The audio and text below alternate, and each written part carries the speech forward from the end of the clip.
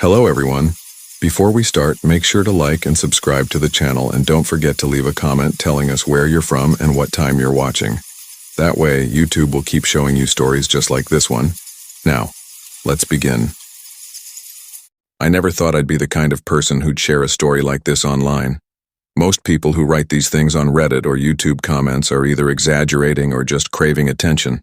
At least, that's what I used to think. But after what happened to me in Florida a few summers ago, I can't keep this bottled up anymore. I need to put it somewhere, maybe to convince myself I'm not crazy, maybe to warn others who might end up in the same place. Even now, years later, the memories keep me awake at night, looping in my mind like an old VHS tape that never stops rewinding and replaying. It started when I was driving alone down Highway 27, cutting straight through the swampy parts of Central Florida. I had been on the road for almost 12 hours, trying to get from Tallahassee to Miami in one day. I was running on cheap gas station coffee and adrenaline.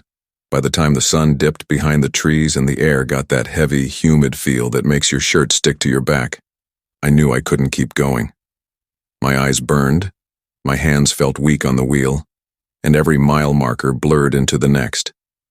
I needed a place to crash. That's when I saw it. Through the trees, half hidden by vines and tall grass, a neon sign flickered. Lakeview Motel, vacancy. It looked like something out of a 1970s postcard, the kind of roadside stop that should have been torn down decades ago. But exhaustion makes you ignore your instincts. I pulled in. The parking lot was cracked, weeds pushing through the concrete. A few old cars sat scattered around, covered in dust, like they hadn't moved in months.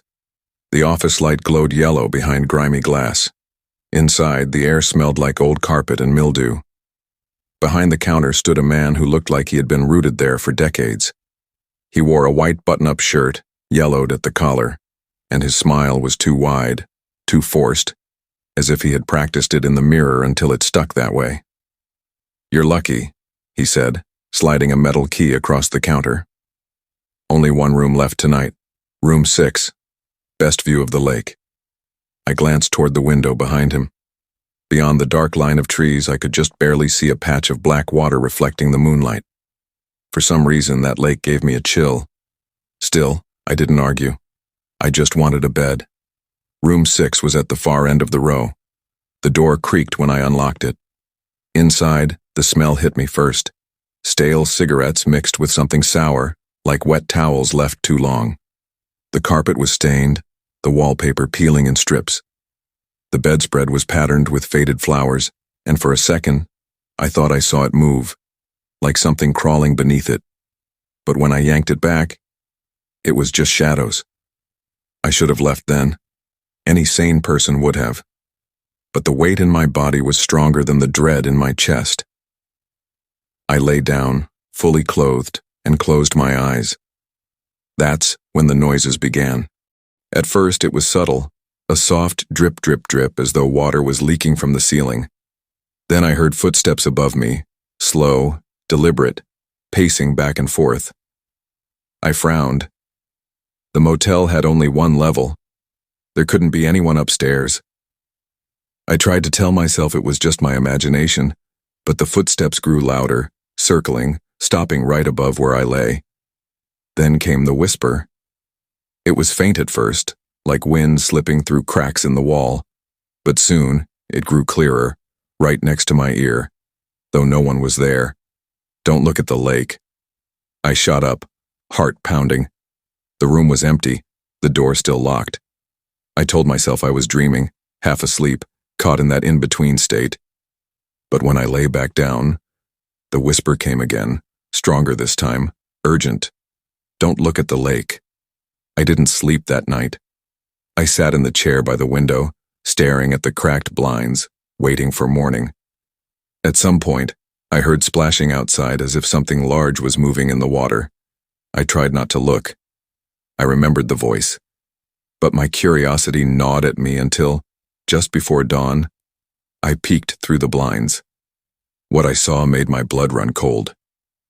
Out by the lake, figures stood in the fog. Dozens of them, maybe more. They were pale, almost glowing in the gray morning light. Some were children, some adults, all standing perfectly still, facing the water. None of them moved, not even when the wind blew. And then, as if they knew I was watching, they all turned their heads toward me at once. I stumbled back, knocking the chair over. When I looked again, the figures were gone. At sunrise, I went straight to the office, key in hand, ready to demand answers. The clerk was there, same frozen smile, as though he hadn't moved all night. "How was your stay?" he asked. I forced my voice to stay calm. "Who are the people by the lake?" For the first time, his smile faltered. His eyes flicked toward the window, then back to me. He lowered his voice. "You weren't supposed to see them." I didn't wait for more. I tossed the key on the counter and walked out fast, almost running to my car. As I pulled onto the road, I glanced in the rearview mirror. The motel was gone. I swear to God, where it had stood just hours before, there was nothing but swamp and trees. No building, no sign, not even a patch of cleared ground. Just endless Florida wilderness. For months after, I told myself I had dreamed it, that exhaustion and highway hypnosis had tricked me. But then, about 6 months later, a friend sent me an article from a local Florida paper. It was about a motel fire on Highway 27 in the early 1980s.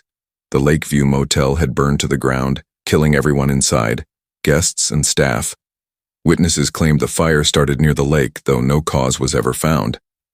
Locals said the spirits of the dead still lingered, trapped between the water and the ruins. The article included a photo of the victims. My stomach turned to ice when I saw the clerk's face among them, his smile just as wide as the night I checked in. And at the bottom of the article, a final detail chilled me more than anything else. One of the last things survivors had reported before the fire consumed the building was a strange voice whispering through the halls. "Don't look at the lake."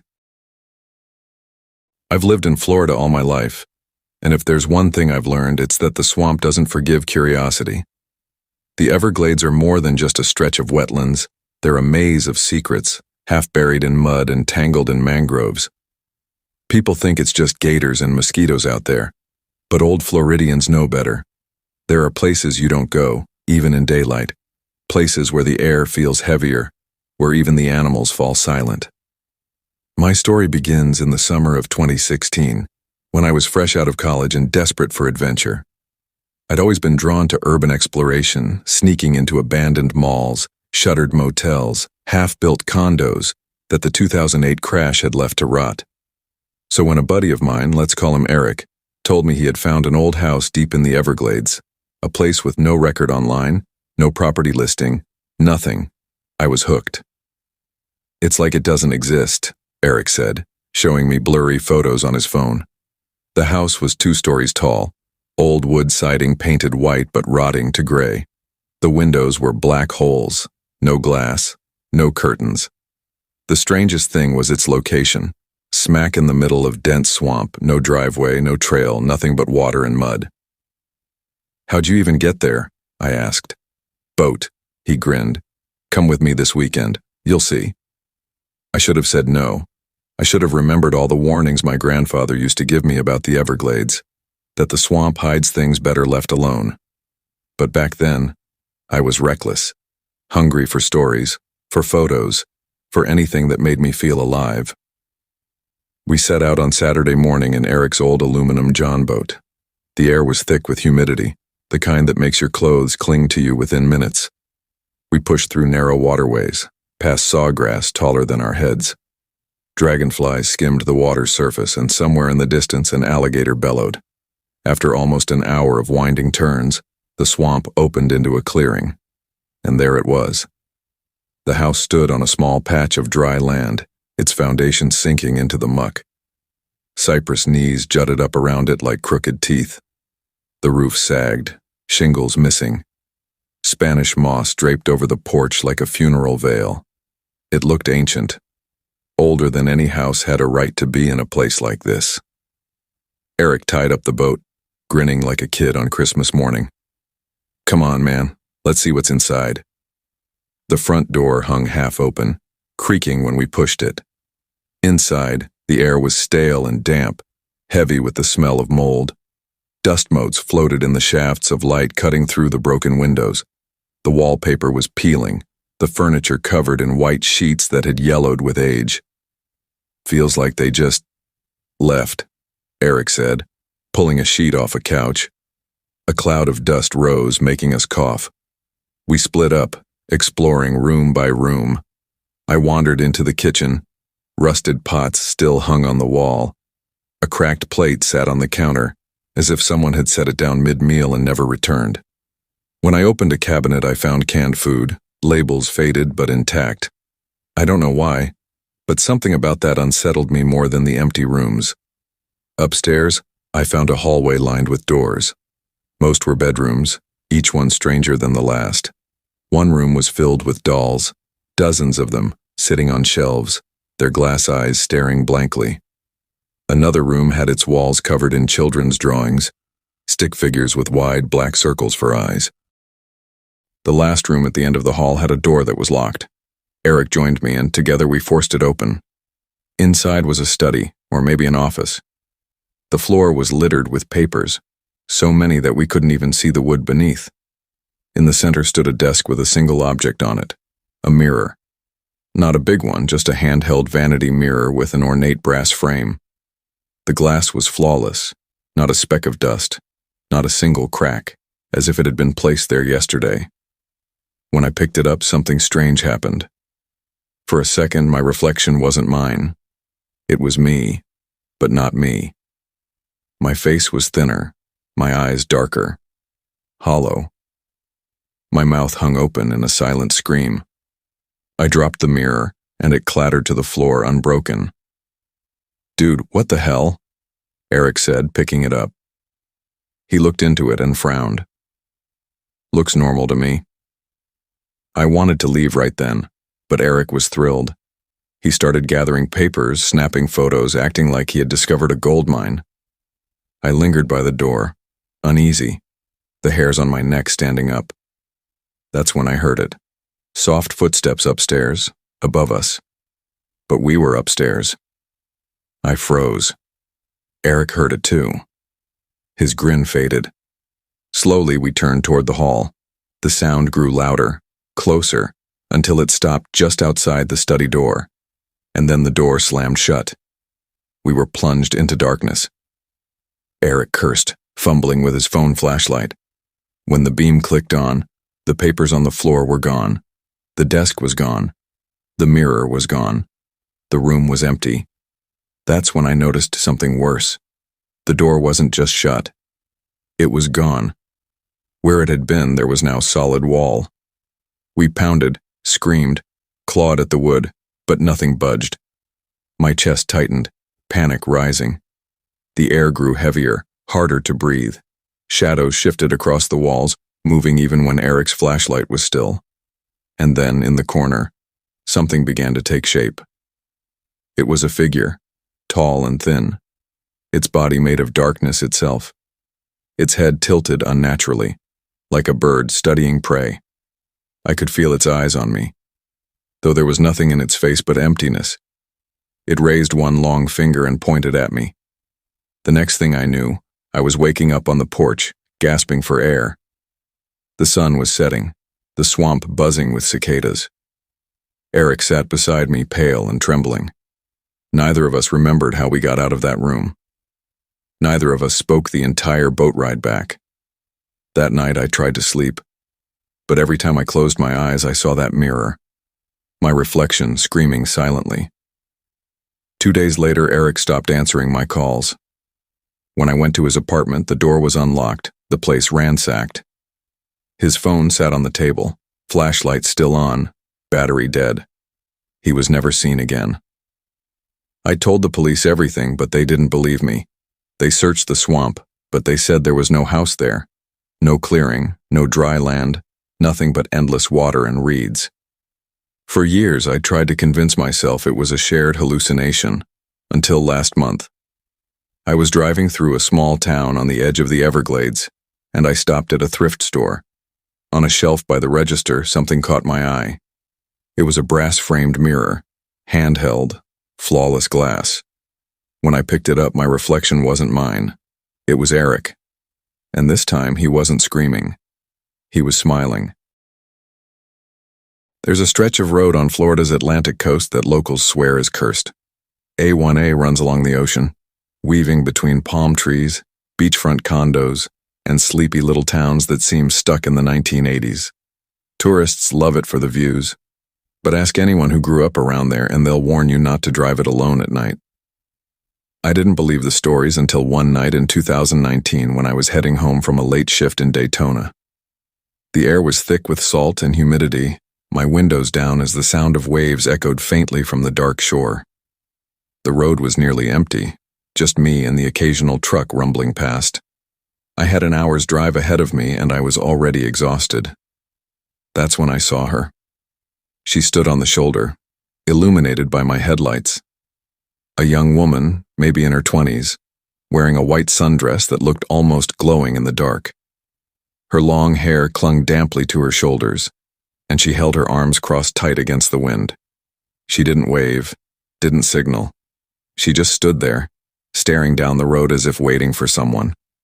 I slowed instinctively, rolling down my window. "You need a ride?" I called.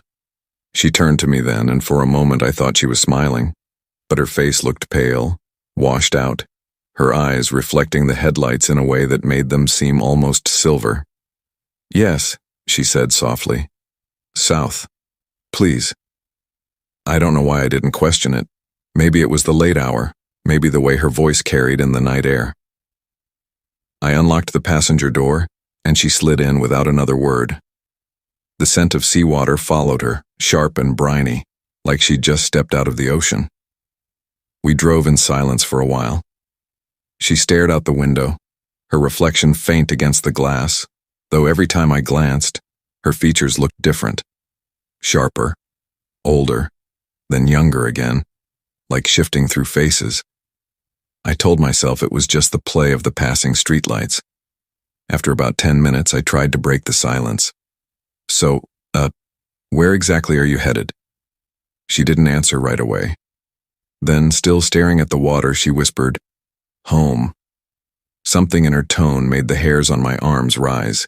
It wasn't the word itself, but the way she said it, like home wasn't a place, but something deeper, something final.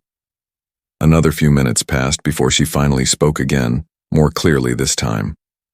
"Do you believe in ghosts?" I laughed nervously. "Not really. Why? You gonna tell me this road is haunted?" She turned her head slowly and looked at me. Her eyes caught the dashboard light, and I saw they weren't silver at all. They were black. Completely, utterly black. "Yes," she said. "This road belongs to us." I slammed the brakes without thinking, the car skidding slightly on the asphalt. My heart thundered in my chest. But when I looked at the passenger seat, it was empty. The smell of seawater lingered. The fabric of the seat was wet. I sat there for what felt like forever, trying to convince myself I was imagining things. Finally, I pulled back onto the road, driving faster now, desperate to get home. But less than a mile later, my headlights caught movement again. She was standing on the shoulder. Same dress, same damp hair, same pale face. My blood went cold. I didn't stop this time. I pressed the gas harder, flying past her. But as I glanced in the rearview mirror, I saw her standing in the middle of the road, watching me go. That should have been the end of it. I should have gone home, locked my doors, and never spoken of it again. But curiosity is a poison.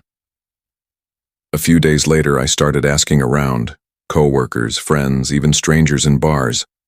Most people laughed it off, but one older guy at a bait shop leaned in close when I mentioned it. "You saw her," he whispered. "The girl from Ormond Beach.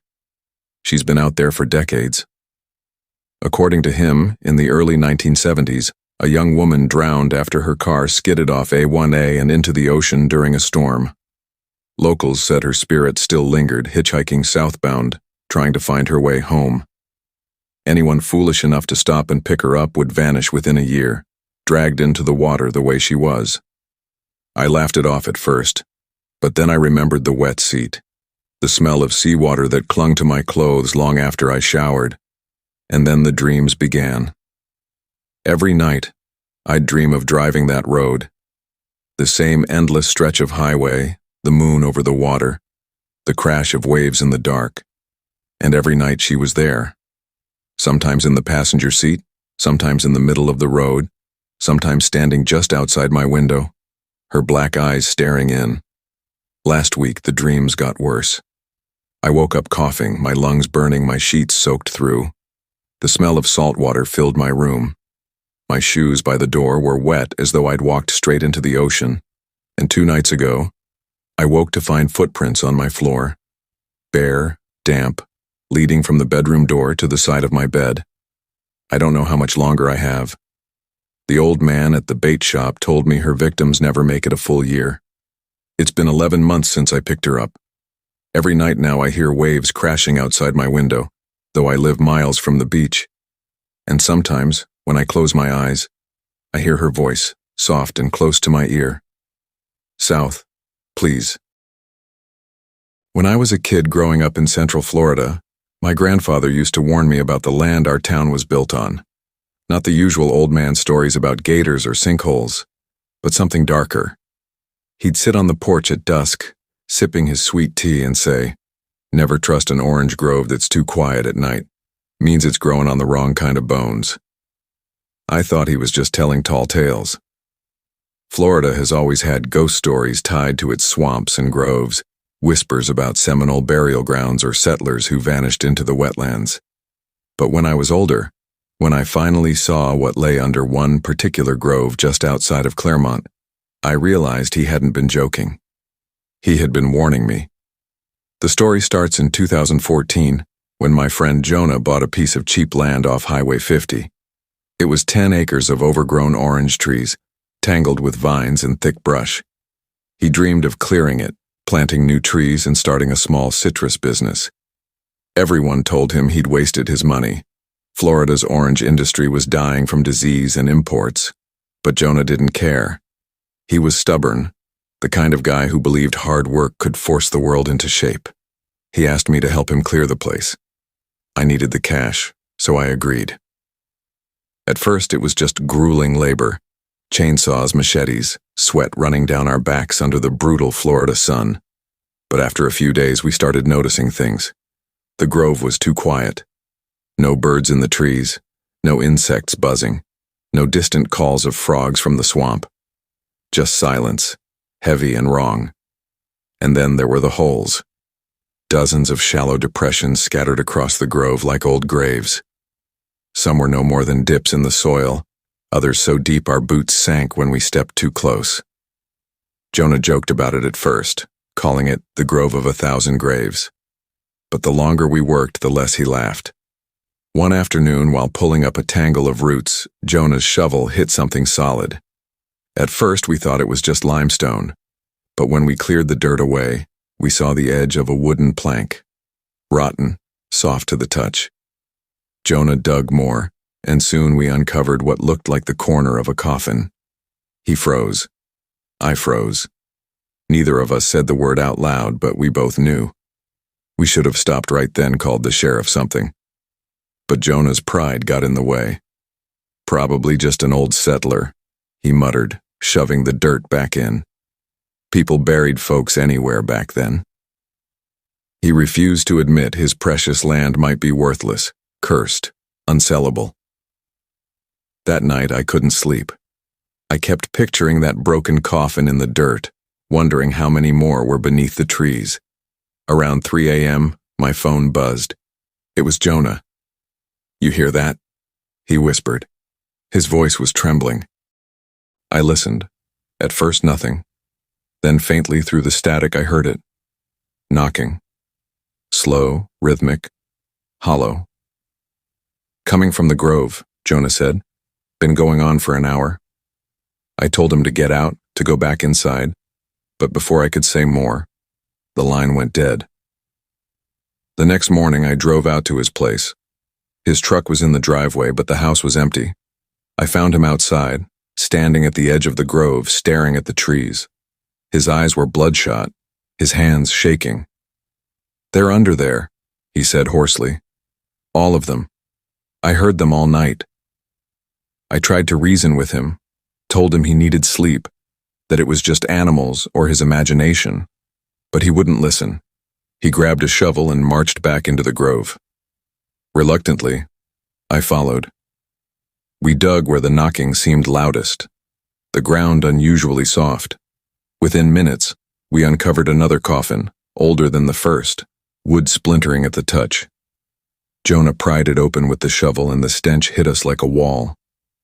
Inside was a skeleton, its bones tangled with roots that seemed to grow straight through the rib cage, anchoring it to the earth. But worse than that were the claw marks. The inside of the coffin lid was shredded, gouged by desperate fingernails. Jonah staggered back, gagging. "They weren't dead," he whispered. "They were buried alive." Before I could respond, the ground beneath us shifted. It was subtle at first, like the earth breathing. Then it gave way. I fell hard, dirt collapsing around me, tumbling into darkness.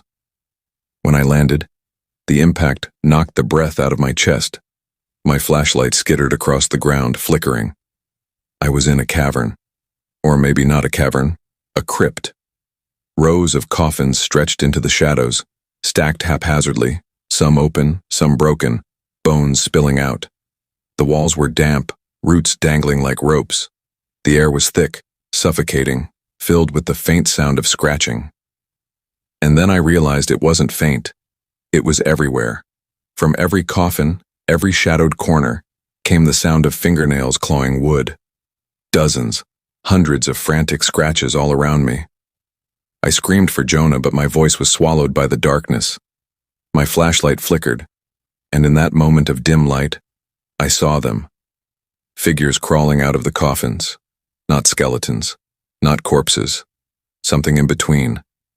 Their skin was gray, stretched tight over bone, their eyes milky and blind, their mouths opening in silent screams. Hands reached for me, cold and damp, pulling at my legs.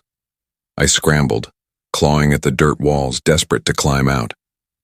Just as one hand closed around my ankle, yanking me down, Jonah's shovel appeared above, his arm reaching. I don't remember how he pulled me out. I just remember running, both of us stumbling through the grove, not stopping until we reached the house. We left that night, drove until sunrise, neither of us speaking. Jonah never went back to his land. He sold it cheap a year later, claiming crop disease had ruined it. But here's the part I can't shake. Last month, out of morbid curiosity, I looked up old records at the county office. I found a single mention of that property, an old pauper's cemetery from the 1800s, unmarked, forgotten when the grove was planted. Hundreds of bodies dumped there, many of them yellow fever victims. But the records had a chilling note in the margins, written in faded ink. Buried alive, suspected, premature. And now, some nights I wake to a sound outside my window, soft, rhythmic, knocking. I grew up in Florida, not far from Orlando, where tourists flood in for Mickey Mouse and roller coasters. But beyond the polished streets and flashing lights, there are places no guidebook will ever show you. One of those places is an abandoned theme park that few locals even talk about. It was supposed to rival Disney in the late 80s, but it went bankrupt before it could open to the public. The land was fenced off, swallowed slowly by the swamp and the creeping vines. My friends and I heard rumors about it for years.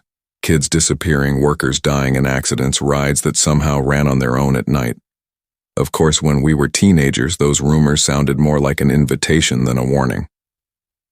One summer night when I was 17, me and 3 friends, Evan, Marcus, and Kayla, decided to sneak in. It wasn't hard. The chain-link fence was rusted, parts of it bent low enough to crawl under. The air inside felt different, heavier, like stepping into a world forgotten by time. Vines strangled old ticket booths, shattered glass crunched under our sneakers, and the faint smell of mold and stagnant water clung to everything.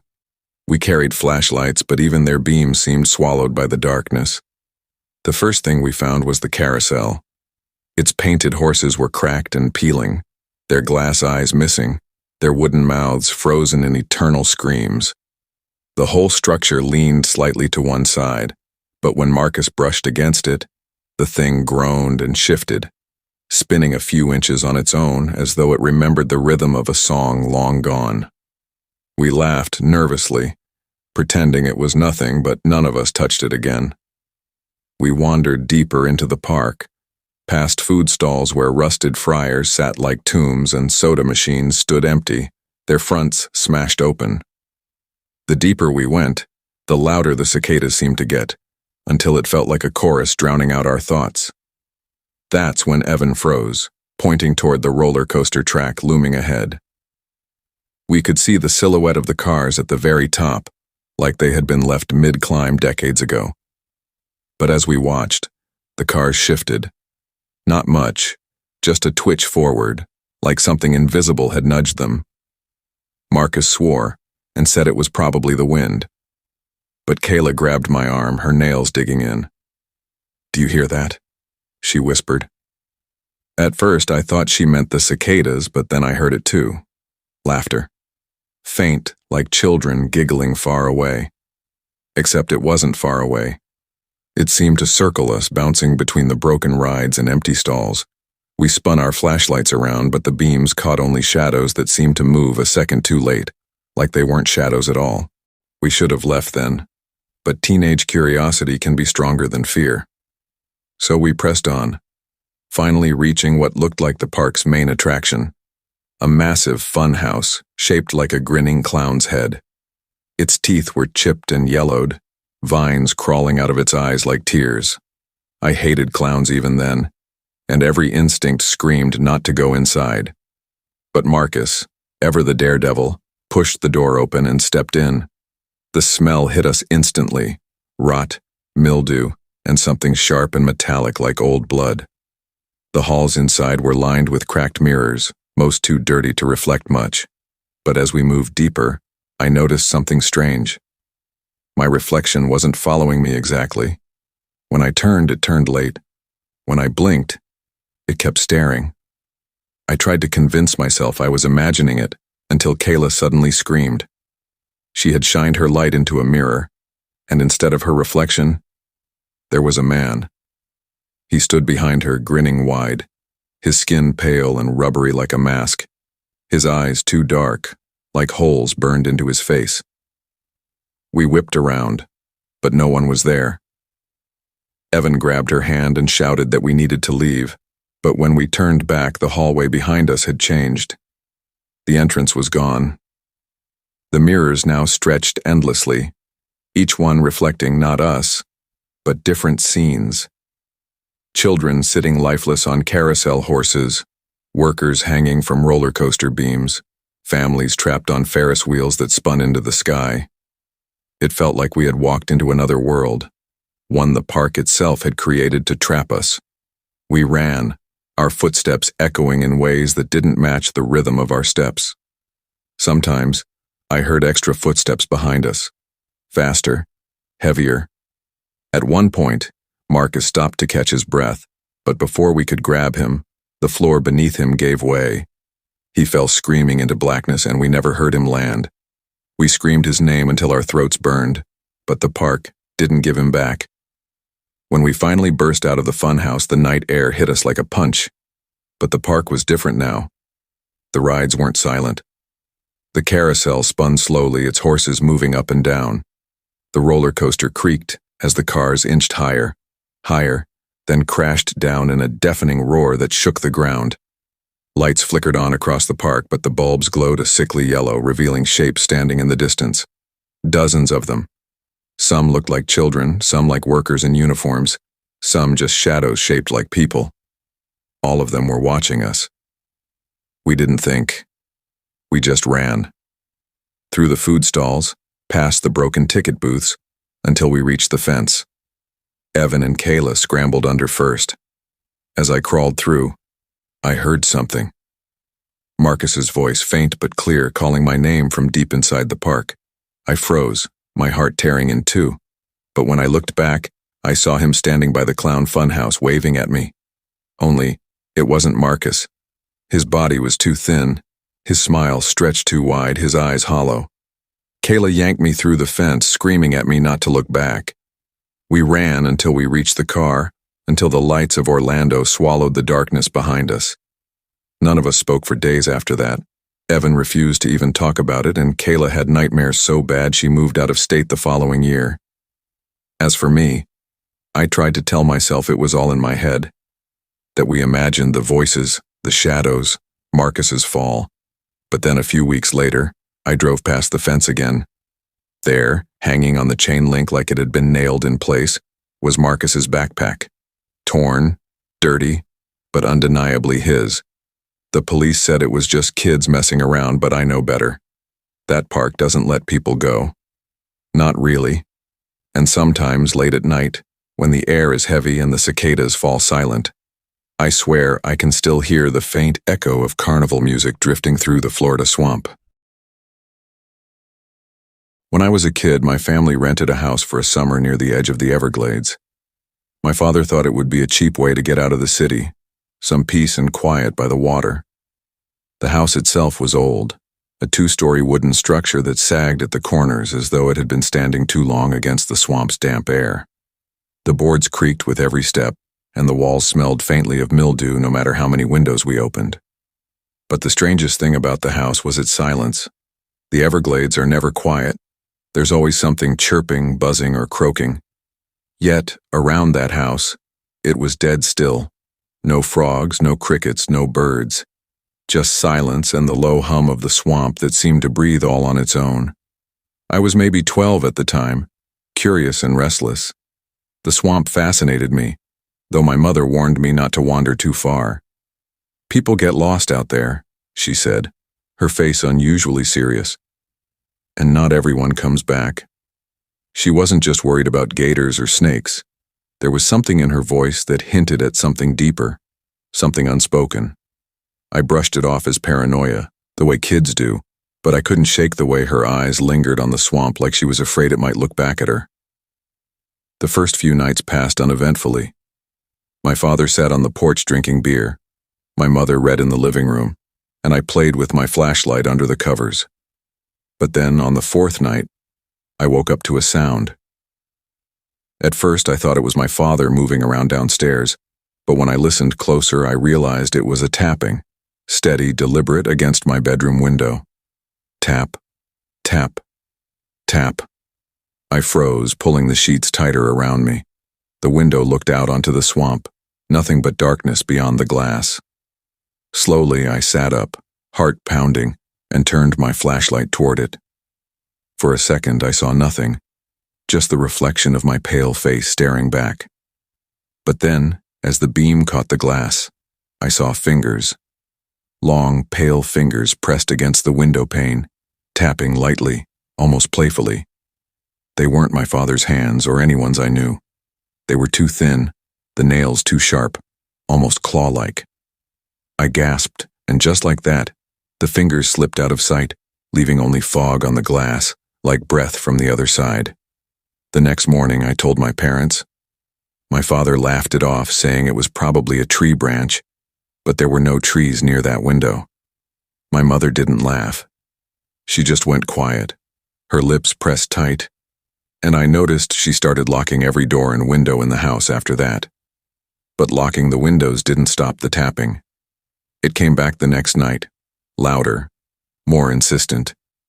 Tap, tap, tap. I buried my head under the pillow until sleep finally took me, but by then, I could swear I heard a voice whispering my name through the glass. The following night, it was worse. I woke up not to tapping, but to scratching. Nails dragging slowly across the wood of the house, circling, like something was testing the walls, looking for a way in. On the 6th night, I woke to silence again.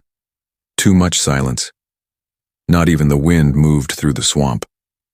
I lay still, listening, when suddenly the silence broke with the groan of the front door opening downstairs. I sat up, frozen, straining to hear. Footsteps creaked slowly across the wooden floorboards, one by one, heading toward the stairs. I wanted to scream for my parents, but my throat locked up, dry and useless. I just listened as the footsteps climbed, closer and closer, until they reached the hallway outside my room. The doorknob turned, just slightly, enough to rattle but not enough to open. I couldn't breathe. And then, silence again. Whoever, whatever it was, just stood there on the other side of the door. I finally forced my body to move, diving under the covers, clutching my flashlight like a weapon. When morning came, the door was still locked. My parents swore they hadn't heard a thing. The days became unbearable. My father insisted everything was fine, but even he started looking uneasy, drinking more, staring out into the swamp for hours like he expected something to rise from the water. My mother hardly spoke at all, just clutched her rosary and muttered prayers under her breath. And me? I couldn't sleep, waiting every night for the tapping, the scratching, the footsteps. It all came to a breaking point on the 10th night. I woke not to tapping or scratching, but to the sound of the window sliding open. I shot upright in bed, my flashlight shaking in my hand, and pointed it at the window. The glass was gone, completely removed like it had never been there. And inside the frame, crawling into my room, was a figure. It was tall, impossibly tall, with limbs that bent wrong, like a puppet pulled by invisible strings. Its skin was the same pale color as the fingers I'd seen before, stretched tight over bones that looked too sharp, too jagged to be human. Its face, or what should have been its face, was nothing but a smooth surface, blank and featureless. Yet somehow, I knew it was looking at me. I screamed, finally, loud enough to wake the whole house. My father burst into the room, wielding a baseball bat, but by the time he got there, the thing was gone. The window was intact, glass perfectly in place, as though it had never been touched. We left the house the very next morning. My father refused to talk about what he saw or didn't see, but he didn't argue with my mother when she demanded we never go back. Years later, when I was older, I looked up the history of that property. Turns out, the house had been built in the 1920s and abandoned for decades before the landlord started renting it again in the 90s. The original owners? A family of 4 who disappeared without a trace. Neighbors claimed they saw them wandering into the swamp one night and never returning. Some said they heard tapping on their windows too, right before the family vanished. I don't know what it was that stalked us in that house, but sometimes, when the night is still and heavy, I hear it again in my head, tap, tap, tap. And deep down I know, whatever lives in the Everglades isn't just watching from the water. Sometimes it comes to the windows. Sometimes it waits at the door. When I first moved to Tallahassee for college, I thought the scariest thing I'd have to deal with was finals week. But I was wrong. The real terror came one night, when a group of friends convinced me to explore an old abandoned asylum just outside the city limits. It wasn't marked on most maps anymore, just a husk of concrete buildings hidden behind overgrown trees and rusted fences. Officially, it had closed down decades ago, after reports of patient mistreatment and mysterious deaths. Unofficially, everyone in town had a story about it. The screams people claimed to hear at night, the shadows seen moving behind its broken windows, the disappearances of curious teens who went in and never came back. The night we went, the air was thick and damp, heavy with the smell of rain-soaked earth. Our group was small, me, my roommate Tyler, and 2 girls from our dorm, Melissa and Janelle. We brought flashlights, a couple of beers, and the cocky bravado of kids who thought ghost stories were just that, stories. The fence was easy to slip through, bent down by years of trespassers, and within minutes we were inside the courtyard.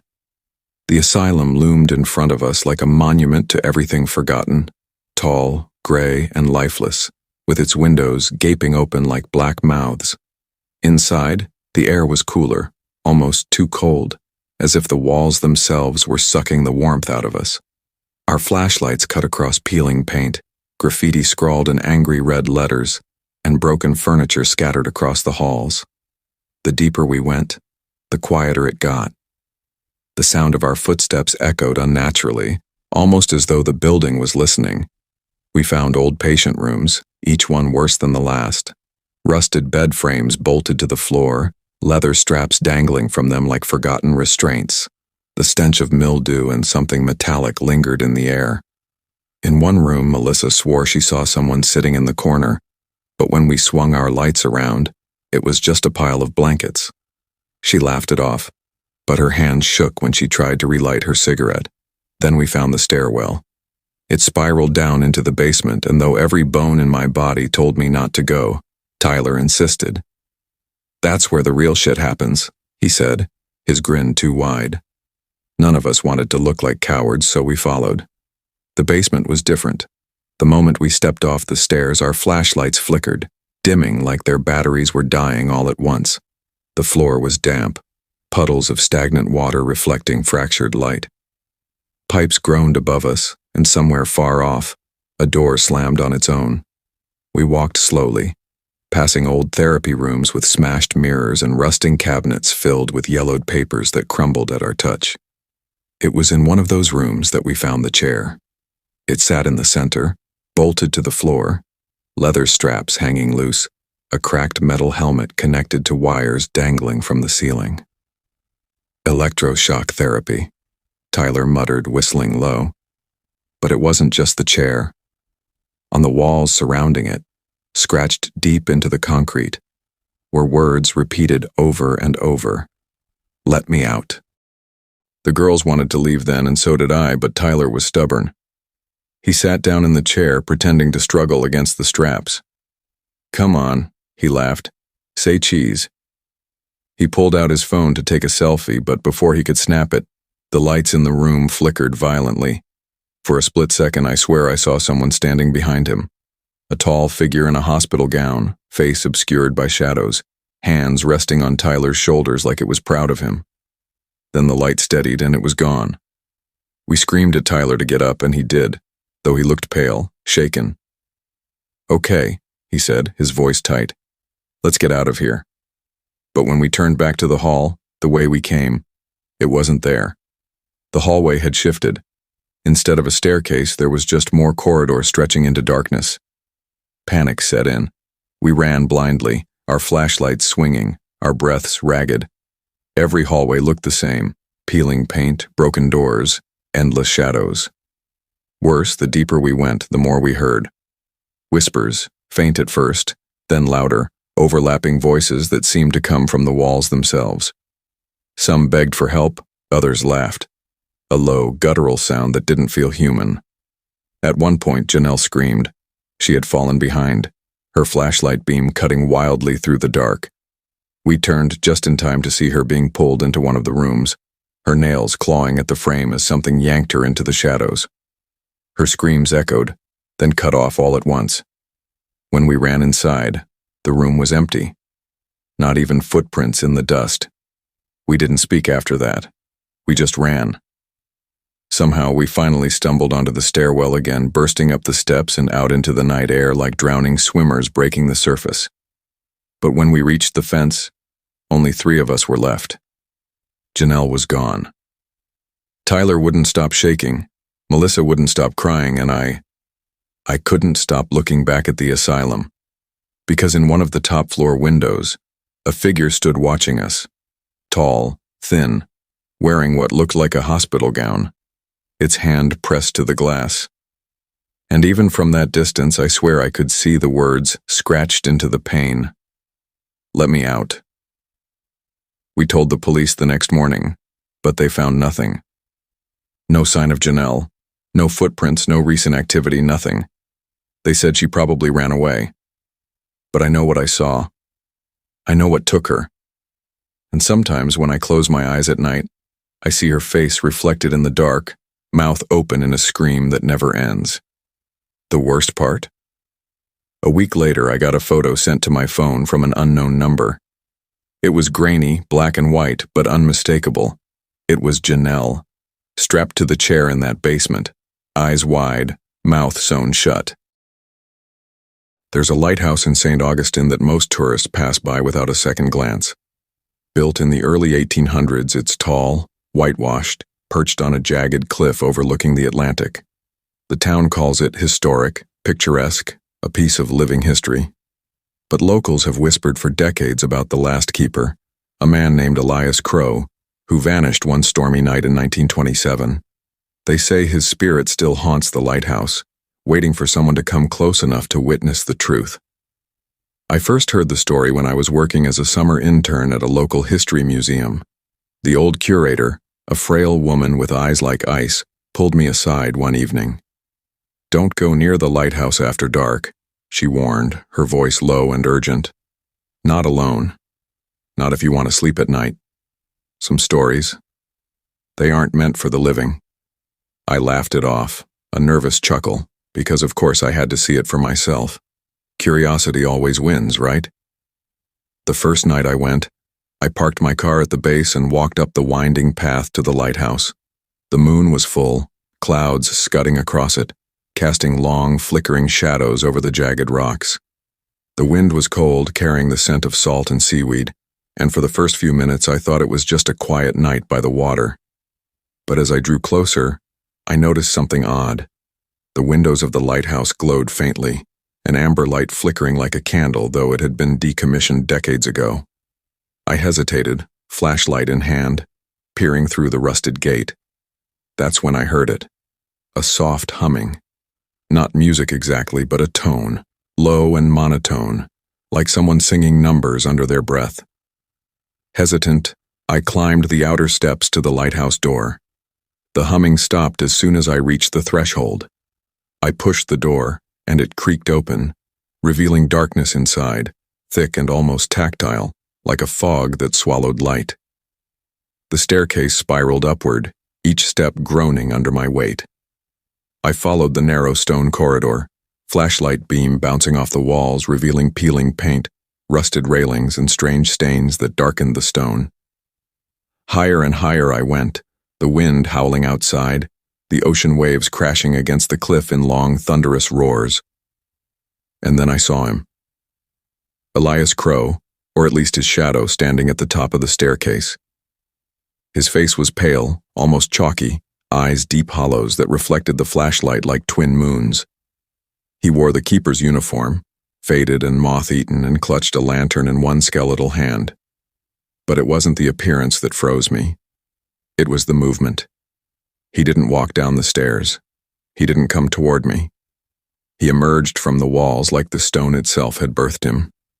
I froze, every instinct screaming to run, but my legs refused to move. Crow raised his lantern slowly. The light flickered and revealed something behind him. Dozens of shadowy figures pressed into the walls themselves, faces contorted in silent screams, bodies twisted as if trapped mid-motion. And as I watched, I realized they weren't just shadows. They were the people who had vanished from St. Augustine over the last century, all those tourists, fishermen, and townsfolk never found. And now, they were part of the lighthouse, bound to the keeper. "Why are you here?" a voice rasped, as hollow as dry leaves. It was Crow, speaking without moving his lips. "This is no place for the living." I stumbled backward, heart-pounding, tripping over the stone steps. My flashlight skittered across the floor, and for a moment, everything went black. When the light returned, Crow was closer, the walls behind him writhing with faces and hands pushing outward as if trying to escape. I turned to run, but the staircase had vanished. There was only the top floor, open to the cliffside, the waves screaming below. The wind picked up, howling like the voices of those trapped souls.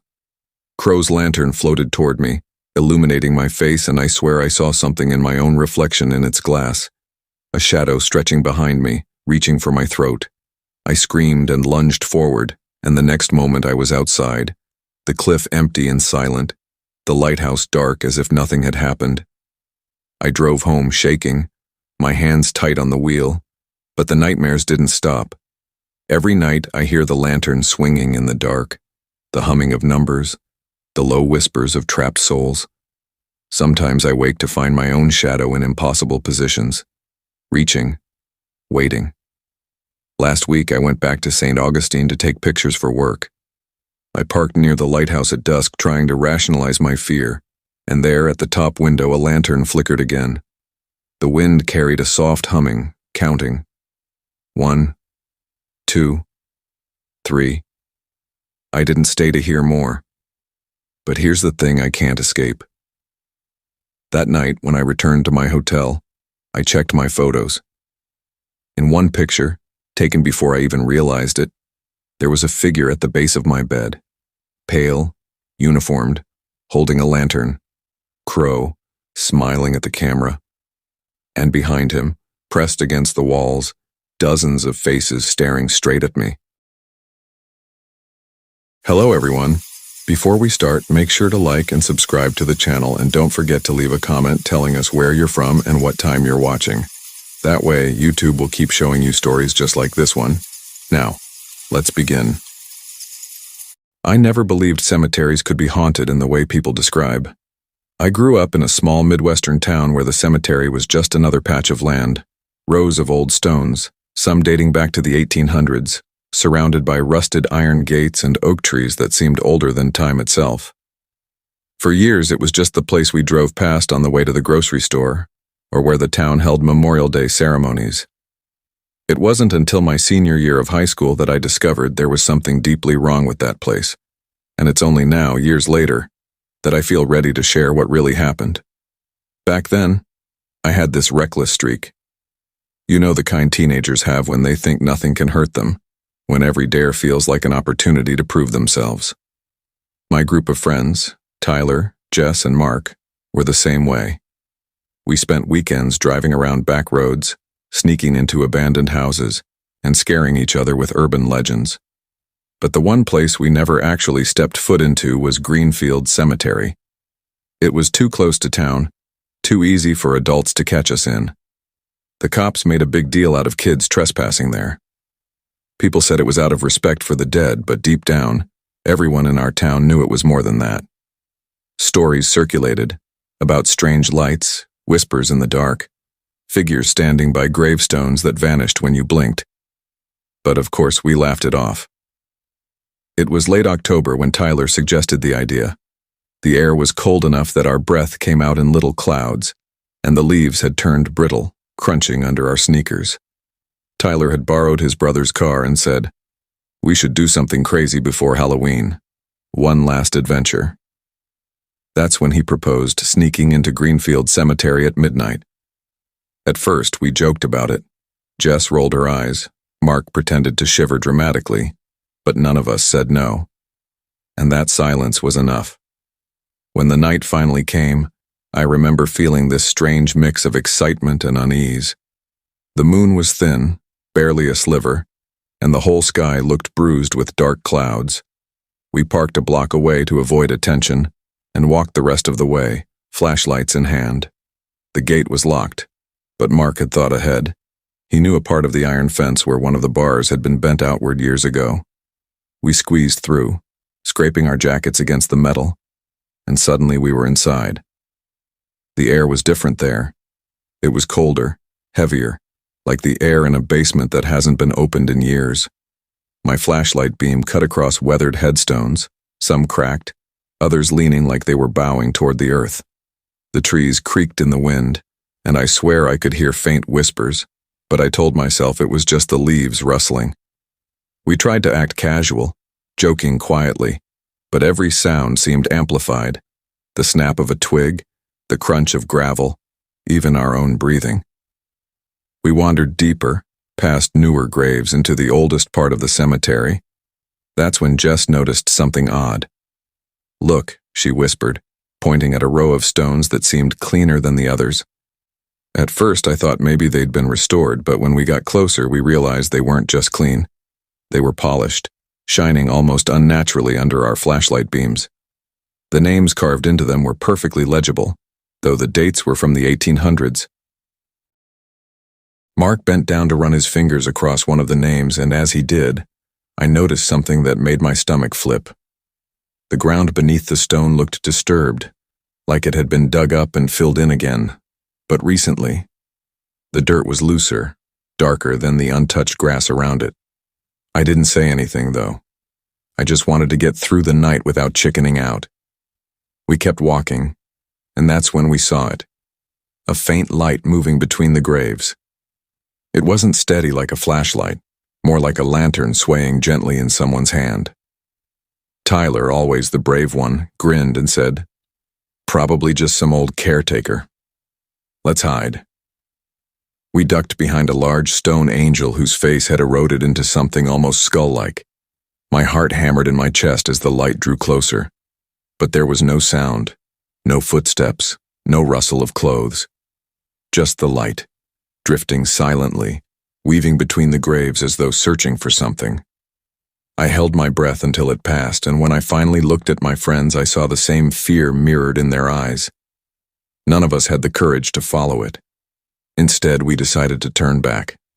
That's when everything went wrong. The path we'd taken in seemed unfamiliar now. Every row of stones looked the same. Every tree twisted into shapes I swore hadn't been there before.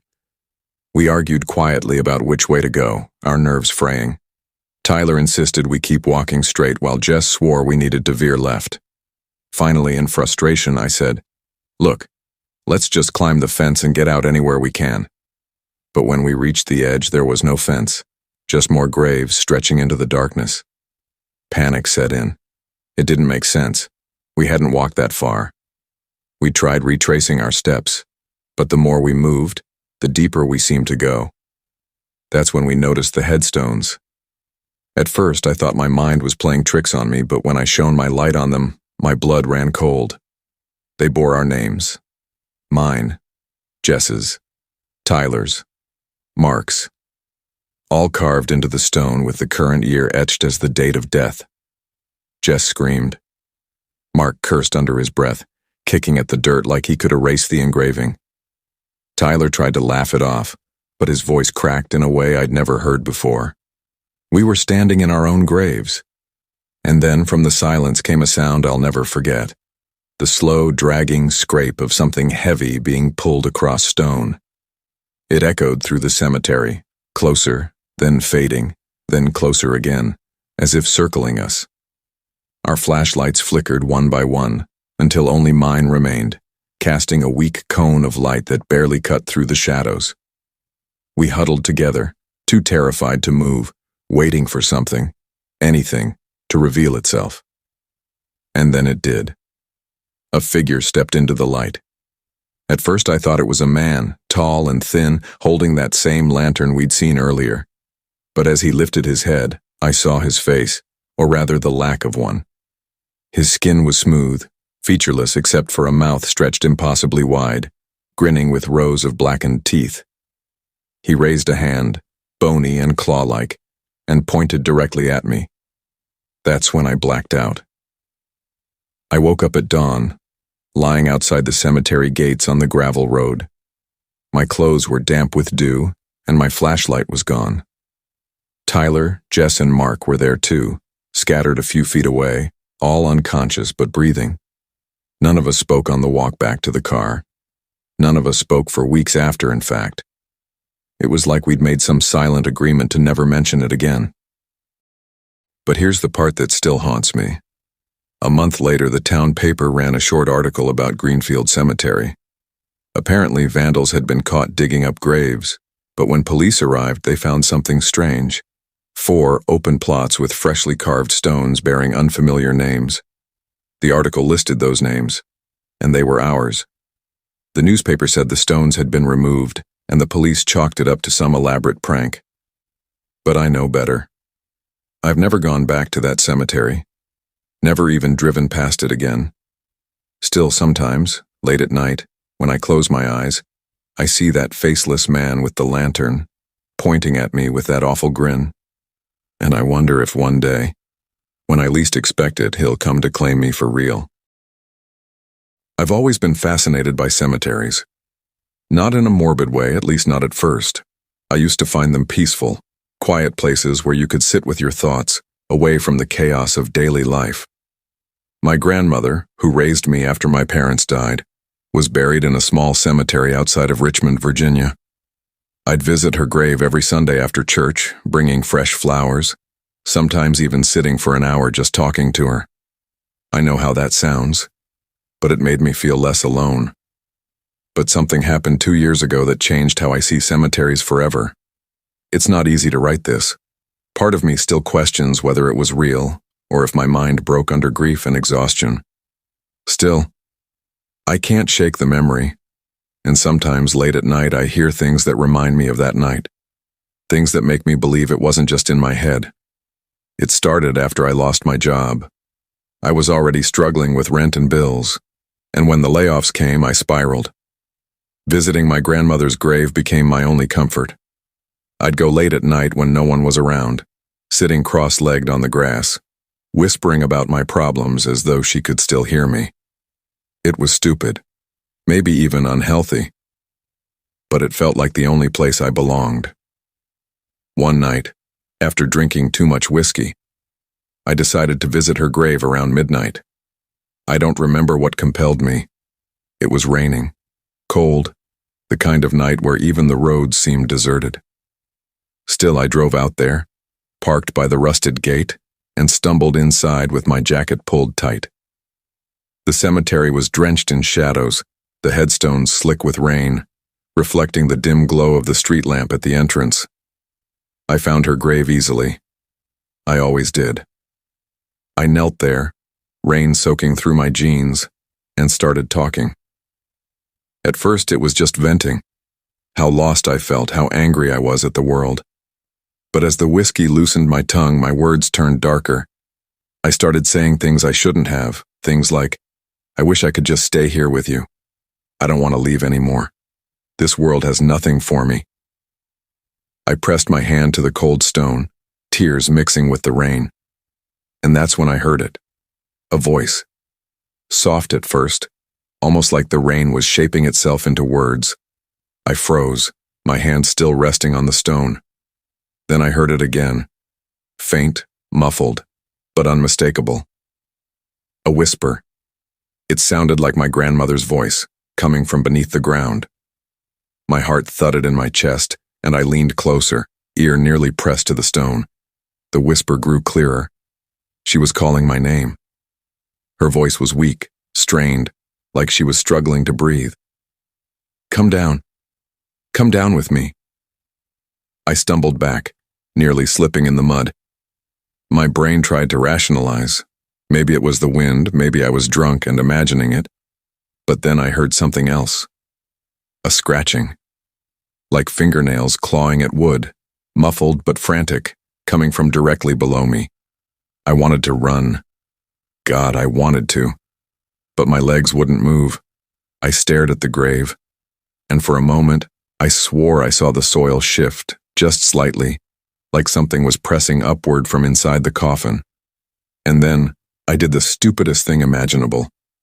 I spoke back. Grandma? My voice shook. Is that you? The whisper answered immediately, louder this time, clearer. Yes, I'm here. Help me out. My skin crawled, but at the same time, tears burned my eyes. I wanted to believe it. I wanted so badly for it to be her. Against all reason, I clawed at the muddy ground with my bare hands, digging like an animal. My nails broke, mud caked under my skin, but I couldn't stop. The whisper grew urgent, desperate. Faster. Faster. The scratching from below grew louder, like something was slamming against the coffin lid.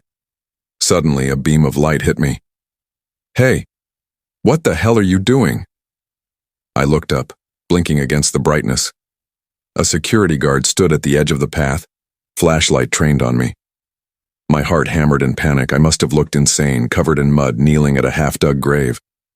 I heard her, I stammered. She's in there, she's alive. The guard frowned and hurried over, grabbing me by the arm. There's no one in there, you need to leave right now. I struggled against him, screaming that he didn't understand, that I'd heard her voice. But he dragged me back to the gate and shoved me outside, muttering about calling the cops if he ever saw me there again. I drove home in silence, shaking, muddy, drunk, and confused. By the time morning came, I convinced myself it had been the whiskey playing tricks on me. I promised I'd never go back at night again. But of course I broke that promise. About a week later, sober this time, I felt this pull to return. It wasn't just longing. It was like something was calling me. Against every ounce of common sense, I went back around 11 p.m. The cemetery was silent, the air heavy with fog. I walked straight to my grandmother's grave, heart pounding. And there it was again, the whisper. But this time, it wasn't just one voice. Dozens of whispers rose from the earth around me, weaving together in a chorus of breathy, broken pleas. Some called my name, others begged for help, some just cried. The sound swelled until it felt like the entire ground beneath me was alive, writhing with trapped voices. My vision blurred, my knees buckled, and I pressed my hands over my ears, but it didn't stop. It grew louder, pressing into my skull. Then I heard hers, my grandmother's voice, clear above the rest. "Come with me, it's better down here, you don't have to suffer anymore." The soil at her grave began to sink, slowly collapsing inward like something was pulling it from below. A foul stench rose with it. Rot, damp earth, something sickly sweet that made me gag. I stumbled backward, shaking my head, whispering, "No, no, this isn't real." And then I saw her. A pale hand broke through the soil, reaching upward, fingers clawing at the air. My grandmother's hand. I recognized the gold wedding band she'd been buried with. My entire body went cold.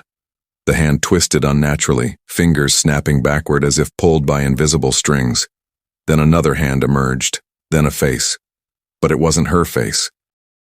It looked like her at first, the same soft features, the same kind eyes. But as it rose higher, the skin seemed to rot away, sagging and splitting to reveal blackened teeth and hollow sockets where eyes should have been. The thing smiled, tilting its head as if studying me, and whispered in her voice, "Stay." I ran. I didn't look back. I sprinted through the cemetery, lungs burning, until I burst through the gate and collapsed on the gravel road. I never went back. I moved to another city within a month, left everything behind. I even stopped visiting graves altogether. But sometimes at night, when everything is quiet, I still hear that whisper. And the last time I heard it, I wasn't alone.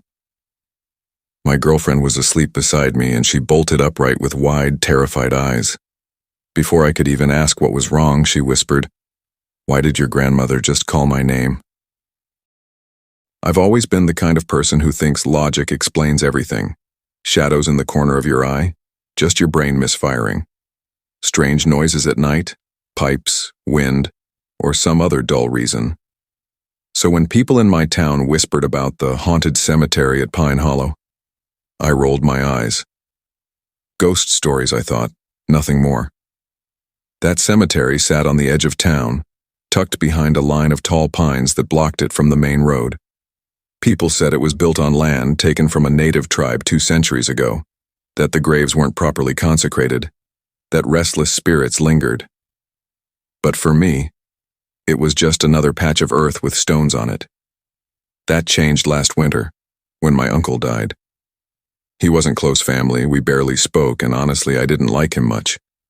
But he had no wife, no kids, and no one else to claim him.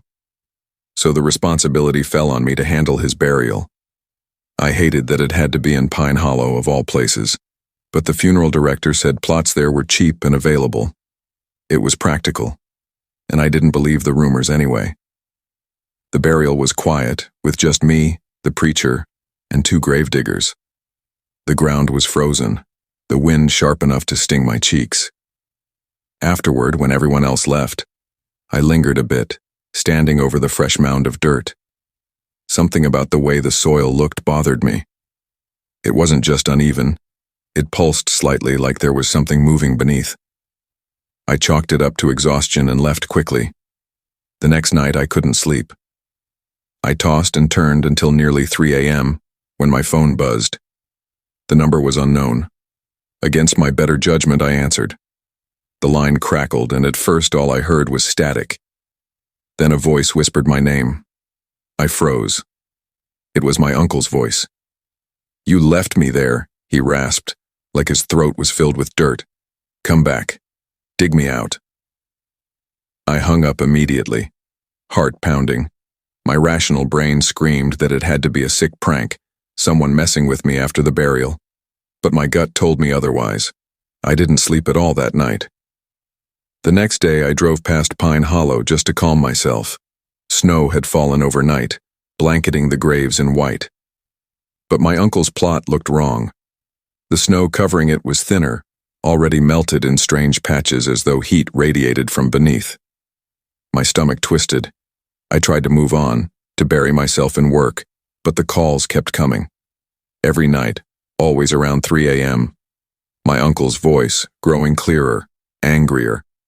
Sometimes he begged, sometimes he accused me, and sometimes he just laughed, a low, gurgling laugh that didn't sound human. I stopped answering, but the voicemails piled up, filling my phone with recordings of his rasping voice. Finally, I couldn't take it anymore. I told myself I'd prove it was a hoax. I'd go back to Pine Hollow at night, see the grave with my own eyes, and put this to rest. So one night in February, I drove there around midnight. The cemetery was silent, the snow crunching beneath my boots as I walked between the rows. My flashlight beam swung over the stones, casting long shadows that seemed to twitch when I wasn't looking directly at them. When I reached my uncle's grave, my breath caught. The mound of soil was gone. The ground had sunken inward, like the coffin below had collapsed. And carved into the snow above was a word, my name. Each letter jagged, scraped into the ice with something sharp. I should have left. God, I should have. But I felt this magnetic pull, like something beneath that sunken earth was calling to me. Against all reason, I dropped to my knees and began clawing at the frozen dirt with my bare hands. My nails cracked, my skin tore, but I kept digging. And then, about a foot down, my fingers hit wood. A coffin. I fumbled with the lid, my body trembling until it gave way with a groan. Inside, I expected my uncle's corpse, cold and lifeless. But the coffin was empty. No body. Just darkness. And then I heard it. Breathing. Right behind me. I whipped around, flashlight beam shaking. At first, I saw nothing. Just graves, trees, shadows. But then, at the far edge of the cemetery, something moved. A figure, tall and thin, standing unnaturally still. Its face was obscured, but I recognized the outline of my uncle's coat, the one he'd been buried in. "Why did you let me die?" the figure whispered, though its lips didn't move. The sound came from everywhere, rattling inside my skull. I stumbled back, falling into the half-dug grave. The figure began to move, not walking but gliding toward me, its body jerking in unnatural motions like a puppet. My flashlight flickered, dimming until only slivers of light remained. I scrambled to climb out of the pit, dirt crumbling beneath my boots. But as I reached the edge, a hand shot out of the soil and grabbed my ankle. Not my uncle's hand. This one was rotted, skeletal, the flesh hanging in strips. Another hand followed, then another, clawing their way out of the ground around me. Dozens of them breaking through the soil like the earth itself was giving birth to the dead. I screamed, kicking free, and sprinted toward the gate. The whispers rose into a cacophony, voices layered on top of each other, all screaming my name. The figure in my uncle's coat stood frozen at the center of it all, grinning now, though its face was collapsing inward, skin peeling away to reveal something black and endless beneath. I didn't stop running until I reached my car. I slammed the door, shaking, and turned the key. The engine roared to life, but then the radio clicked on by itself. Through the static, I heard his voice again. My uncle's voice. Calm this time, almost gentle. "Don't worry," he said. "You'll be with me soon." The line went dead. I left town the next morning, changed my number, got rid of the phone entirely. But the calls didn't stop, they just changed. Now when I sleep, I hear the ring in my dreams. I hear his voice whispering through the static. And sometimes when I wake, there's dirt under my nails. When I was younger, I worked nights as a groundskeeper for a cemetery just outside Chicago. It wasn't glamorous, but it paid the bills. And honestly, I didn't mind the solitude. My job was simple. Keep the grass trimmed, clear away debris, make sure vandals weren't sneaking in after dark. Most nights, nothing happened at all. I'd sit in the little caretaker's shack by the gates, sip coffee, and read while the hours ticked by. But there was one section of the cemetery that always made me uneasy. The old northern lot where the stones were cracked and half sunk into the earth, some of them so weathered the names were illegible. It hadn't been used in decades, and the city barely bothered maintaining it. The headstones leaned like crooked teeth. The soil was uneven, and a line of skeletal trees cast jagged shadows across the graves. I usually avoided that part of the grounds at night. It wasn't superstition, at least not at first. It was just the way the air felt there. Heavy, still, almost watchful. One winter night, though, I didn't have a choice. A storm had blown through earlier in the evening, and a tree had fallen across the north fence.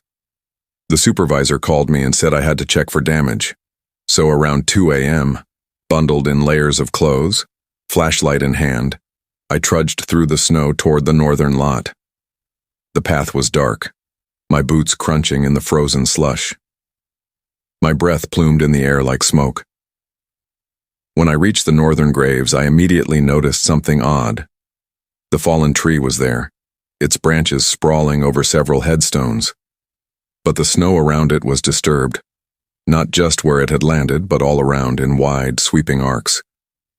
Almost like something had been dragged across the ground. I frowned, shining my light across the graves. That's when I saw it. Footprints. Dozens of them, pressed deep into the snow. Bare footprints. The kind you'd expect from someone walking without shoes, toes splayed, heel marks sharp. They led away from the tree, weaving between the stones, circling them. Every hair on my neck rose. I followed the tracks, half convinced it had to be kids messing around. But the longer I looked, the less sense it made. Some of the prints were huge, others impossibly small, like a child's. And they weren't all upright. Some were pressed sideways, hands alongside them, as if whoever made them had crawled on all fours. I told myself to turn back, to report it in the morning and let someone else deal with it. But my curiosity got the better of me. I kept following the trail until it ended at a massive, cracked mausoleum near the edge of the lot. I'd always hated that mausoleum. The stone was blackened with age, the door rusted shut, the nameplate worn smooth by decades of rain. No one ever visited it, not in the years I'd worked there. It was just forgotten. But the footprints stopped right in front of it. Dozens of them, pressed into the snow like they'd gathered at the entrance. And the door, which had been sealed for as long as I could remember, was slightly ajar. Against every ounce of reason, I pushed it open. The smell hit me first. Not the dry, dusty smell I expected, but something wet. Rotten. Cloying. My flashlight beam swept across cracked stone walls, broken shelves where coffins should have been stacked. But the shelves were empty. Every single one. And the floor. The floor was covered in prints. Bare, wet prints staining the stone. I froze, my pulse thundering in my ears. Then from deep inside the mausoleum I heard it. A sound that didn't belong.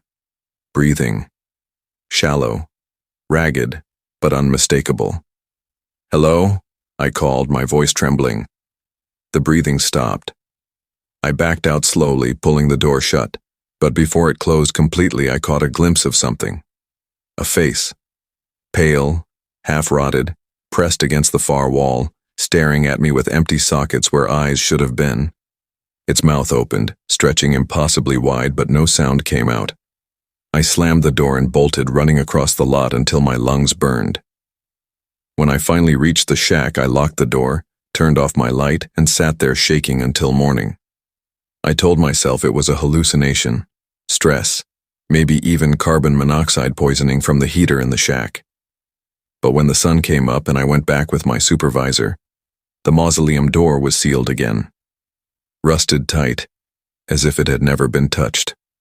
I tried to move on, but the nightmare started almost immediately. I'd dream of the footprints, the mausoleum, the pale face staring out. In the dreams, I was the one lying in the coffin, banging on the lid while muffled voices whispered outside. A few weeks later, something worse happened. I was on duty again, dozing in the shack, when a sound woke me. Not wind, not animals. A knock. 3 sharp knocks, right on the shack door. I froze, heart hammering. Nobody came to the cemetery at 3 a.m. Slowly I stood, grabbed my flashlight, and opened the door. No one was there. But in the snow leading up to the shack were the same footprints I'd seen before. Bare, wet, dozens of them pressed deep into the drifts. They circled the shack, looping around and around as if something had been pacing all night. I quit that job the next morning, packed my things, told my supervisor I couldn't do it anymore. I moved 2 towns over and started working construction. For a while, things were normal. But then, one night, I woke to the sound of knocking. Not at the door this time, at my bedroom window. 3 sharp knocks. I pulled back the curtain, heart in my throat. There were footprints in the frost on the glass. Bare, wet footprints. Pressed from the inside.